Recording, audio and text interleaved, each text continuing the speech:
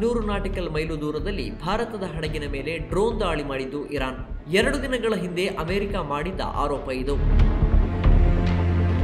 December 23ರಂದು ಕೆಂಪು ಸಮುದ್ರ ಮತ್ತು ಅರಬ್ಬಿ ಸಮುದ್ರದಲ್ಲಿ ಹಡಗುಗಳ ಮೇಲೆ ನಡೆದಂತಹ ಡ್ರೋನ್ ಮತ್ತು ಕ್ಷಿಪಣಿ ದಾಳಿ ನಿಮಗೆ ನೆನಪಿರಬಹುದು. ಸೌದಿ ಅರೇಬಿಯಾದಿಂದ ಮಂಗಳೂರಿಗೆ ಬರುತ್ತಿದ್ದ ಸರಕು ರಾಸಾಯನಿಕಗಳನ್ನು ಸಾಗಿಸ್ತಾ ಇದ್ದ ಹಡಗೊಂದರ ಮೇಲೆ ಮೊದಲ ದಾಳಿ ನಡೆದಿತ್ತು. 20 ಭಾರತೀಯ ಮತ್ತು ಒಬ್ಬ ವಿಯೆಟ್ನಾಂ ಸಿಬ್ಬಂದಿಯೊಂದಿಗೆ ಭಾರತಕ್ಕೆ ಬರ್ತಾ ಇದ್ದ MV ಕೆಂಪ್ಲೂಟೋ ಎಂಬ ವ್ಯಾಪಾರಿ ಹಡಗಿನ ಮೇಲೆ ನಡೆದದ್ದು ಡ್ರೋನ್ ದಾಳಿ. ಗುಜರಾತ್ನ ವೆರಾವಲ್ ಕರಾವಳಿಯಿಂದ ಸುಮಾರು 200 ನಾಟಿಕಲ್ ಮೈಲುಗಳಷ್ಟು ದೂರದ ಅರಬ್ಬಿ ಸಮುದ್ರದಲ್ಲಿ ಹಡಗು ಈ ದಾಳಿಗೆ ಸಿಕ್ಕಿತು.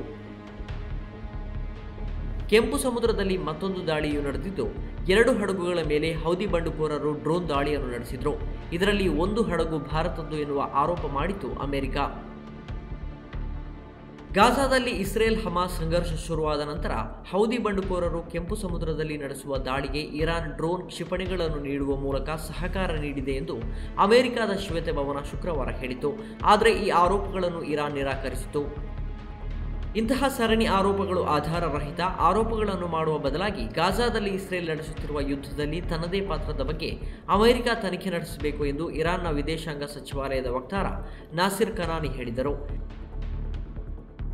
ಇನ್ನು ದಾಳಿಗೆ ಒಳಗಾದ ಹಡಗುಗಳು ಭಾರತದ್ದೇ ಎನ್ನುವ ಗೊಂದಲಕ್ಕೆ ಭಾರತೀಯ ನೌಕಾಪಡೆ ತೆರೆ ಎಳೆದಿದೆ.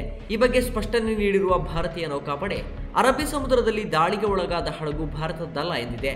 ಹಡಗಿನಲ್ಲಿ 25 ಸಿಬ್ಬಂದಿಗಳಿದ್ದು ಇವರೆಲ್ಲರೂ ಭಾರತೀಯರು. ಅವರೆಲ್ಲರೂ ಸುರಕ್ಷಿತವಾಗಿದ್ದಾರೆ ಎಂದು ತಿಳಿಸಿದೆ. ಇನ್ನು ದಾಳಿಗೆ ಒಳಗಾಗಿದ್ದ ಹಡಗು ಕೆಂಪ್ಲೂಟೋ ಸೋಮವಾರ ಭಾರತೀಯ ಕರಾವಳಿ ಕಾವಲು ಪಡೆಯ ಹಡಗು ವಿಕ್ರಮ್ ಭದ್ರತೆಯಲ್ಲಿ ಮುಂಬೈ ತಲುಪಿದೆ. ಈ ಹಡಗು ಭಾರತದಲ್ಲ, ಬದಲಾಗಿ ಲೈಬೀರಿಯಾದು ಎನ್ನಲಾಗಿದೆ. ಕೆಂಪು ಸಮುದ್ರದಲ್ಲಿ ದಾಳಿಗೆ ಒಳಗಾದ MV ಸಾಯಿಬಾಬಾ ಹಡಗು ಆಫ್ರಿಕಾದ ಗ್ಯಾಬನ್ ದೇಶದ್ದು ಎನ್ನಲಾಗಿದೆ.